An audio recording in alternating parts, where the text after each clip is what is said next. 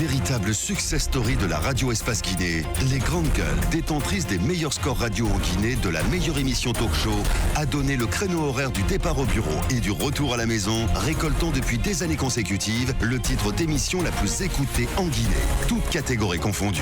Un grand total de plus de 5 millions d'auditeurs ont été fidèles au talk show Les GG, diffusé jour après jour sur toutes les stations du réseau Adafo Média de 9h à 10h30, un exploit qui restera longtemps dans les annales de la bande FM en Guinée.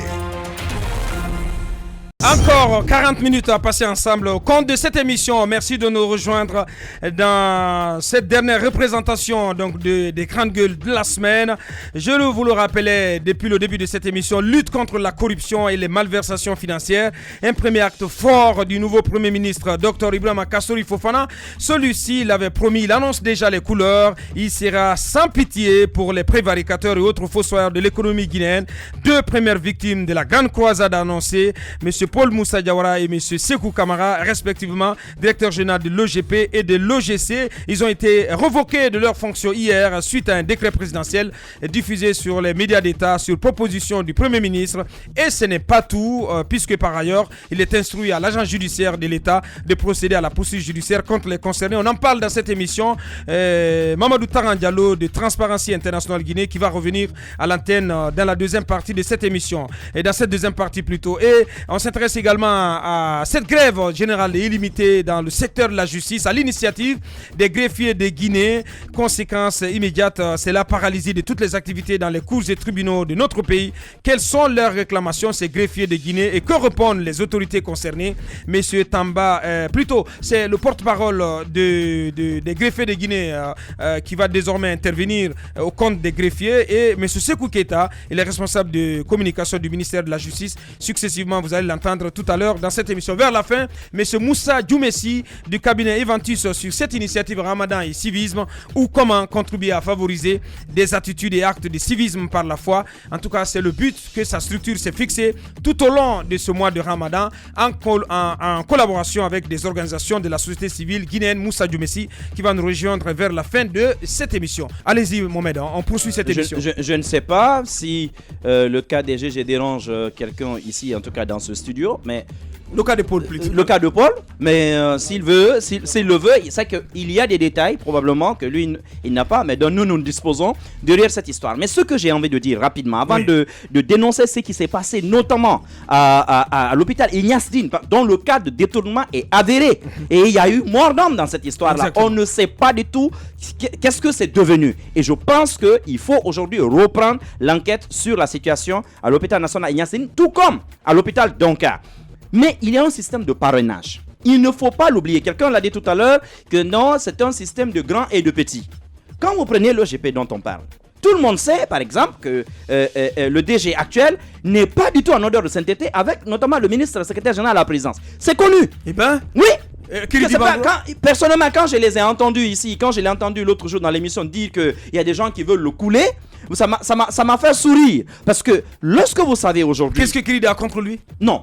Kiridi serait soupçonné d'être notamment le parrain de l'autre, le patron de Novotel, Capi Kamara, qui lorgnerait sur l'OGP. Justement, oui, c'est ça qui se dit justement. Vous savez, toute cette histoire, c'est dans le parti. Et donc, il faut avoir aussi des oreilles dans le parti pour comprendre qu'autour de cette histoire OGC, OGP, c'est aussi une lutte interne. Mais ce que je veux dire, c'est que, je le disais tout à l'heure par rapport aux élections, vous avez des ministres dont l'activité principale aujourd'hui, c'est de rançonner les directeurs généraux de ces régies financières qui attendent à la fin de chaque mois, notamment des ristournes. C'est connu ce système de parrainage. Donc, des ministres qui protègent notamment certains directeurs au niveau des régies financières de l'État, et lorsque ce n'est pas le cas, ou lorsque ces directeurs ont des problèmes, ils se retrouvent tout simplement vendus ou en tout cas jetés en pâture. C'est un cas. Ouais. Sinon, il y a quelque chose qui me dérange dans toute cette histoire. Et là, que je ne comprends pas. Je veux aujourd'hui que la vérité soit faite, que la lumière soit totalement faite sur ce qui s'est passé à l'OGP et à l'OGC et dans toutes ces régies qu'on a citées. Ouais. Mais ce que je ne comprends pas, comment un rapport, et j'aimerais poser la question tout à l'heure à M. Taran, comme un rapport qu'on dit être provisoire, peut déjà faire l'objet de révocation. Et plus tard, de poursuite judiciaire. Ça, Bien. ce petit détail-là, tout ce temps, j'y réfléchis, Bien. mais ça me tourne l'épine dans la tête. Merci, Monsieur Mamadou Taran Diallo, qui revient à l'antenne. Jacques. Il y a déjà 2 questions qui avaient été posées avant la pause. On demandait, vu tout ce qui se passe aujourd'hui, est-ce que ça vous donne un peu d'espoir, Monsieur Taran Diallo, si vous regardez un peu en arrière avec les gouvernements précédents qui n'ont condamné, en tout cas pas publiquement, un seul cas de malversation financière? Comme vous avez dit, attendons de voir, pourvu que ça ne soit pas, comme vous l'avez dit, un fait de paille. Nous allons juger et apprécier sur la poursuite du processus de contrôle et de sanction. Donc, nous allons nous prononcer sur les faits. Attendons de voir. Bien. Alors, et sur cette société qui collecte indûment de l'argent, notamment sur les automobilistes, je vous avais posé la question précédemment, mais aussi sur le fait qu'un rapport provisoire, donc qui n'a même pas encore bénéficié du principe de contradictoire, qui n'est pas encore validé, fasse l'objet de révocation et de poursuite judiciaire. Est-ce que quelque part ça ne vous dérange pas, puisque devant les tribunaux, est-ce qu'il n'y a pas là vice de procédure finalement? Alors, première chose sur la société, comme vous avez dit, sur les véhicules, eh bien, vous vous souviendrez qu'on a fait une campagne de sensibilisation routière, alors que la priorité, c'est de mettre des panneaux de signalisation sur Conakry. Alors, comme vous avez dit, cette société, vous venez vous garer quelque part, il n'y a aucun panneau qui vous dit on gare ici ou on ne gare pas. Ils prennent les choses. Et donc, il va falloir vérifier la structure qui a mis cette société en place, quel est son statut, quelles sont ses attributions, quand elle prend de l'argent et que vous payez régulièrement, où va cet argent? Je pense que c'est cet exercice. La deuxième chose, vous avez parlé de rapport provisoire. Je pense qu'il faut être très prudent. En réalité, lorsqu'il y a un rapport de mission, on produit le rapport de mission à l'intention du chef qui vous a envoyé. Et comme vous avez dit, il y a une procédure contradictoire. Mais celui qui décide, lorsqu'il a des faits concordants et prouvants, comme quoi il peut prendre une décision, il peut la prendre.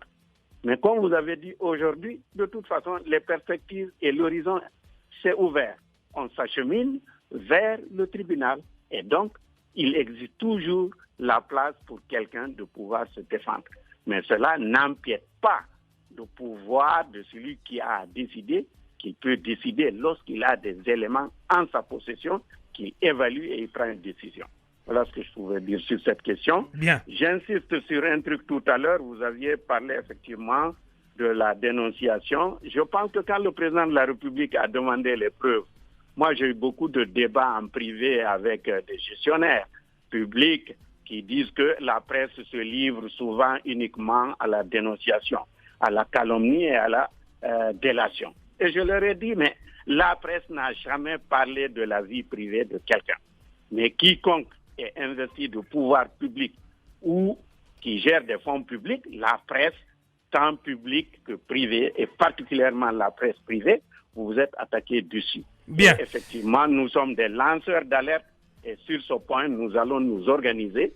Si l'actuel gouvernement continue dans cette donnée, nous pouvons réunir des données, mais sur la base de la dénonciation qu'on pourra envoyer et à partir des corps de contrôle, eh bien, le gouvernement pourra vérifier qu'est-ce qui est vrai, qu'est-ce qui est faux. Monsieur Mamadou Taran Diallo de Transparency International Guinée. Merci, Monsieur Diallo. Merci d'avoir répondu à nos questions. L'émission qui enjaille la Guinée et qui décrypte l'actualité à 360 degrés. Les grandes gueules. C'est aussi sur Sweet FM Guinée. Tous les jours, du lundi au vendredi à 18h. Sur la radio, It's Only It. Vous êtes du côté de Kamsar et de Sangaridi, mais aussi de Bokeh Centre. Vous nous regardez à la télévision tous les soirs. Vous avez rendez-vous avec cette équipe à 22h30 sur place. Vous nous recevez sur 99.7, notre antenne régionale. Dans un instant, on s'intéresse à cette grève générale illimitée annoncée par les greffiers de Guinée. De guerre lasse et en désespoir de toute cause, les greffiers de Guinée ont décidé donc de déclencher à compter de ce vendredi 8 juin une grève générale illimitée sur toute l'étendue du territoire national. Conséquence immédiate constate, c'est la paralysie totale dans les cours et tribunaux de Guinée. Quelles sont leurs réclamations? On pose la question ce matin. Et que répondent les autorités concernées? Monsieur Tamba, plutôt, c'est le porte-parole, Basekou, tu vas nous donner son nom, le porte-parole des greffiers de Guinée, donc qui va intervenir dans un instant. Et il sera talonné par monsieur Sekou Keita, responsable de la communication au ministère de la Justice. Un peu plus tard, on s'intéresse à cette initiative Ramadan et civisme, ou comment contribuer à favoriser des attitudes et des actes de civisme par la foi. C'est le but qui s'est fixé tout au long de ce mois de Ramadan. Une structure de la place en collaboration avec des organisations de la société civile guinéenne. Moussa Djoumessi, il est le patron du cabinet Eventus, le cabinet donc l'organe exécutif de cette initiative. Il sera avec nous tout à l'heure dans cette émission. Avant de continuer, on a écouté Mamadou Taran Diallo. On l'a écouté, il est revenu sur quelques faits qu'on a énoncés dans ce studio. Et Mohamed Mara a évoqué le cas de l'hôpital Ignace Dine avec la mort du chef comptable. C'est important que l'on fasse la lumière sur la gestion de l'hôpital Ignace Dine. Moussa Moïse, dans ses enquêtes, avait révélé qu'il y avait des détournements avec à sa tête Awada, qui est le directeur de cet hôpital. Parfois, on se demande de quoi se sent fort finalement ce monsieur. Il y a eu beaucoup de choses révélées contre lui, mais il est toujours à son poste et rien apparemment ne l'ébranle. Il y a le cas du fer également, le fonds d'entretien routier. Nos routes sont complètement défoncées, la plupart sont défoncées et généralement on se demande ce qui fait que souvent une route, lorsqu'il y a un petit trou, au lieu qu'on ne l'entretienne, comme le trou de Lissan, du pont de Lissan. Justement, il s'est agrandi aujourd'hui. Son cas devient inquiétant. Ouais. C'est quoi finalement le rôle du fer? Le fer est-il là pour... C'est que peut-être tu oublies, c'est que le fer mobilise les fonds et les met à la disposition normalement de la direction nationale de l'entretien routier. Mais ils agissent de façon...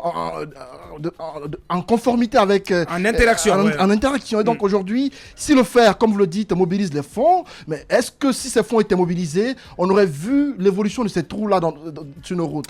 J'estime que le fonds d'entretien routier doit aussi faire l'objet doit faire l'objet d'enquête et d'audit parce que c'est une régie qui fait entrer beaucoup d'argent. Jacques, ouais, 30 secondes. La Sogipa n'a toujours pas de directeur.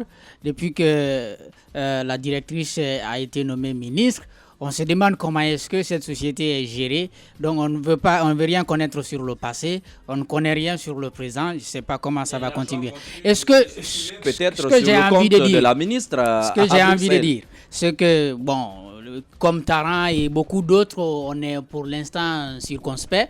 Et je suis sûr d'une chose, si Ibrahima Kassouri Fofana veut travailler et s'il est accompagné par le président de la République, vous verrez que nous aurons d'ici la fin de ce mois, d'ici la fin de l'année, on va espérer une centaine de cadres devant les tribunaux. Bien. Parce qu'ils sont tous des voleurs. Vous voulez savoir les cadres qui se sont aussi enrichis sous le régime du professeur Alpha Condé durant les 7 ans, les 8 ans de gestion, posez la question aux DAF.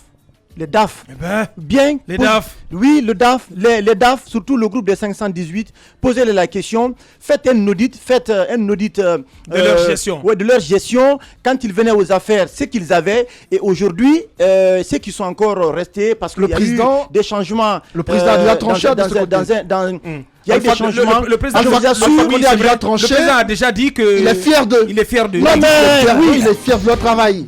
Le président Alpha Condé peut être fier de lui, mais nous, en tant que Guinéens, est-ce que nous, parce qu'ils sont là pour gérer la chose publique, est-ce que nous, en tant que Guinéens, nous sommes fiers de leur gestion? Je pense que la question mérite d'être posée et les inspecteurs d'État devraient, à mon avis, poser toutes ces questions-là aux DAF aujourd'hui qui sont en fonction dans les différents départements ministériels. Merci. Voici tout ce qu'on pouvait dire sur cette actualité. Il y a le snobisme des fines gueules et la rudesse des gueules de bois. L'infortune des gueules moins propres à la douleur des gueules cassées. Il y a les jeux d'esprit des drôles de gueules, le piquant des amuse-gueules. Mais par-dessus tout, il y a l'audace et la pugnacité des grandes gueules de Radio Espace. Exubérantes et effrénées, rarement politiquement correctes et toujours excessives, les grandes gueules plus que jamais déterminées. Grandes gueules à vie. Seul le Tout-Puissant pourra nous faire taire. Bienvenue chez les GG de Radio Espace Guinée. On en vient maintenant à cette grève illimitée, cette grève générale et illimitée annoncée par les greffiers de Guinée. Dans un instant, M. Mamadou Diambalde, il est le porte-parole des greffiers de Guinée qui va s'exprimer sur cette antenne. Si tout va bien aussi, du côté du ministère de la Justice, on entendra son porte-parole, M. Sekou Keita. Et dans 10 minutes, plus exactement, on va recevoir notre invité, M. Moussa Djoumessi, donc, qui viendra nous parler de son initiative Ramadan et foi. Nous avons M. Mamadou Diambalde en direct. Bonjour, M. Balde. Oui, bonjour. Bienvenue dans cette émission. Bassirou. Monsieur Balde, avant de nous parler du déclenchement de cette grève générale limitée, pouvez-vous revenir sur vos points de revendication qui ont fait l'objet de discussions depuis quelques jours avec le ministère de la Justice? Ok, bon, les points de revendication, c'est lié à l'application du statut particulier des greffiers en chef et des secrétaires de greffe et parquet, que le président de la République a bien voulu signer depuis le 3 août 2016. Il faut rappeler qu'en 2016, on était en grève en mai 2016. Nous avons été amenés à suspendre la grève parce que nous avons obtenu la signature de ce statut.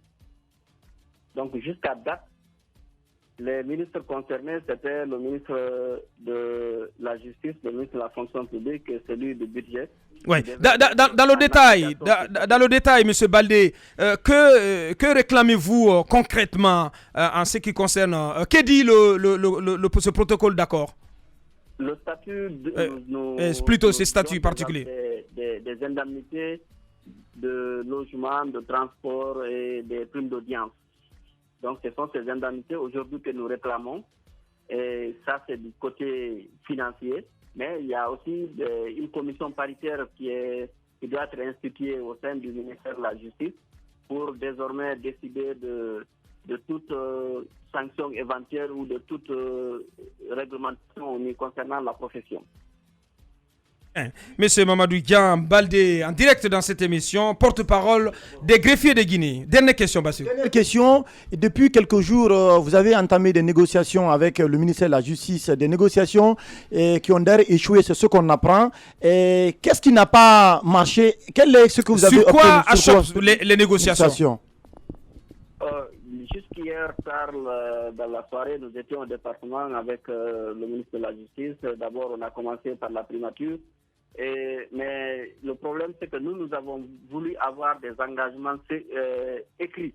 Puisque par le passé, le ministre s'était engagé depuis 2 ans, par 2 ou 3 fois, de faire appliquer. Jusqu'à date, ce n'est pas appliqué. Donc, nous avons cette fois-ci exigé d'avoir un protocole d'accord que le département va prendre et avec les dates indiquées. C'est ce que nous n'avons pas obtenu. Donc, si on obtenait ça hier, il n'y a pas de problème, on pouvait lever le mot d'ordre de grève. Mais puisqu'on n'a pas obtenu ça, on ne peut pas simplement croire sur parole, puisqu'il y a des précédents, il y a eu des promesses qui ont été faites, mais qui n'ont jamais été tenues. Donc, si cette fois-ci, c'est sur un protocole d'accord écrit, on est disposé à suspendre. Donc, à compter de ce vendredi, vous avez décidé de cesser toute activité dans les cours et tribunaux et vous dites que c'est une grève générale et illimitée.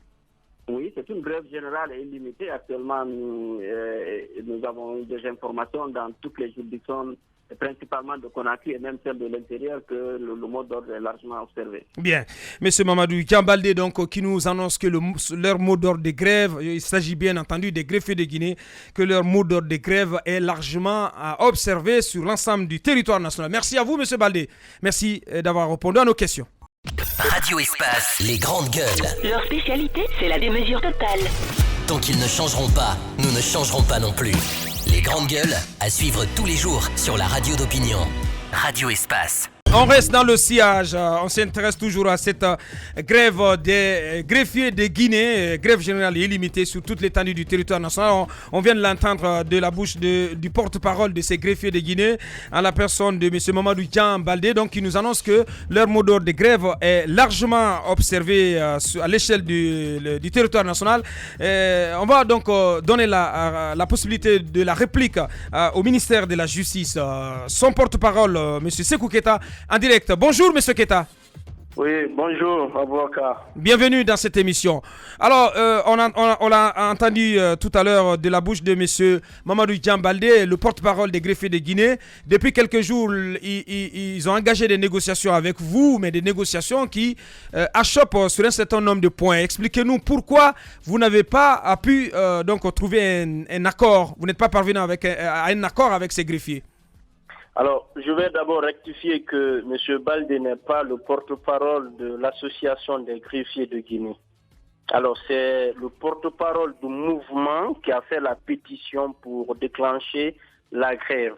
Alors, pour venir à l'origine de ce problème, depuis l'annonce de la grève des greffiers en date du 24 mai 2018, le ministère de la Justice a mis son cabinet à disposition du mouvement, entre parenthèses, de cette association des greffiers, ainsi que l'association des greffiers actuelle de Guinée.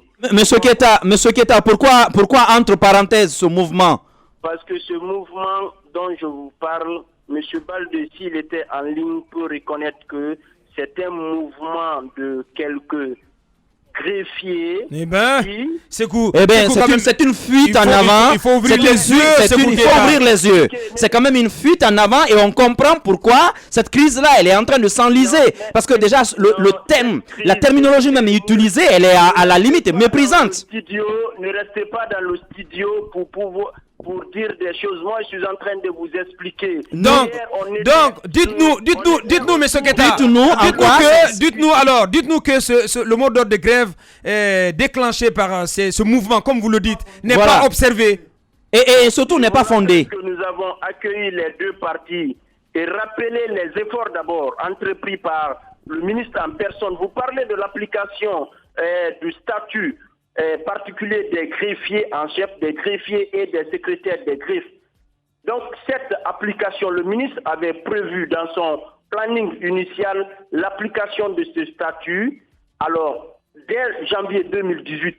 Mais comme comme vous le savez très bien, depuis le début de l'année 2018, la Guinée a rencontré beaucoup d'événements. On a connu les élections, les grèves, les manifestations, les remaniements. C'est bien beau tout ça, M. Keita, mais on sait qu'il y a une loi quand même qui a été adoptée depuis 2016, depuis août 2016. 2 années après, vous êtes en train de dire qu'à cause des grèves, on ne peut pas respecter, on ne peut pas faire appliquer une loi quand même qui est entrée en vigueur en République de Guinée. Expliquez-nous, est-ce que les grèves suffisent, et les mouvements sociaux suffisent à ne pas appliquer quand même le statut particulier quand même de ces greffiers? Alors, pour en revenir à ce préavis de grève, je vais vous rappeler que les points de leurs revendications sur l'application du décret de 2016, dont il parle du paiement des indemnités et primes, est déterminé par l'article 60 du statut qui stipule que les personnels de greffiers peuvent recevoir les indemnités et primes dont la nature et le montant sont déterminés par arrêté conjoint du ministère de la Justice, celui de la fonction publique et des finances. Alors, pour l'obtention de leurs premières revendications, il faut d'abord une commission entre ces 3 ministères pour déterminer les modalités de fixation de leurs indemnités, de leurs primes. Et qui doit initier cette action? Est-ce qu'il ne revient pas quand même au garde des Sceaux de diligenter justement cette procédure-là pour faire réagir son homologue, notamment des finances et celui du budget? Ce qui a été déjà fait. Je vais vous rappeler que pour la prise en charge, on a déjà un arrêté. Le deuxième arrêté qui est actuellement dans les couloirs de la fonction publique qui détermine, si vous voulez, le reclassement dont le porte-parole de ce mouvement n'a pas dit, qui est le 3e revendication, c'est-à-dire que le reclassement des greffiers, le ministre déjà a pris l'initiative de faire un arrêté qui est actuellement dans les locaux de la fonction publique. Alors, l'article 3 de leur statut autorise à les classer dans la hiérarchie A. Ce qui a été fait et le dossier se trouve au niveau de la fonction publique pour signature. Bien. Donc vous voulez vous dédouaner ce matin. Donc bien. En clair, rien n'est fait. Quel dédouanement vous êtes en train de parler? essayez de comprendre quand vous appelez des gens. Mais si, c'est ce qu'on essaie de faire. C'est trop facile. C'est ce qu'on essaie de faire, Sékou Keita. Non, vous êtes en train de vous fiser sur des mots et vous oubliez les éléments essentiels de la procédure. Hier, nous étions avec ce mouvement tard dans la nuit pour négocier. Alors, que révèle le constat ce matin? Est-ce qu'il y a les activités se déroulent-elles normalement ou pas dans les tribunaux et cours de Guinée? Vous avez des reporters. Je réaffirme ici que les activités sont normales dans tous les tribunaux et sur toute l'étendue du territoire national. Bien, c'est ce qu'on va essayer de vérifier après cette émission. Monsieur Sékou Keita, responsable de communication au ministère de la Justice en direct dans cette émission. Merci d'être passé par ici ce matin, monsieur Keita. Politiciens véreux, fonctionnaires corrompus, promoteurs immobiliers voyous, justice passive. La Guinée devient-elle mafieuse? Les grandes gueules d'Adafo Média ne lavent pas plus blanc, mais vous permettent de défendre votre pays en vous informant. Avec les grandes gueules d'Adafo Média, dénoncez les turpitudes, nous garantissons le secret des sources. Envoyez vos documents à espacefmguinée.info, rubrique Contact. Les grandes gueules d'Adafo Média ou le socle de la liberté d'expression en Guinée.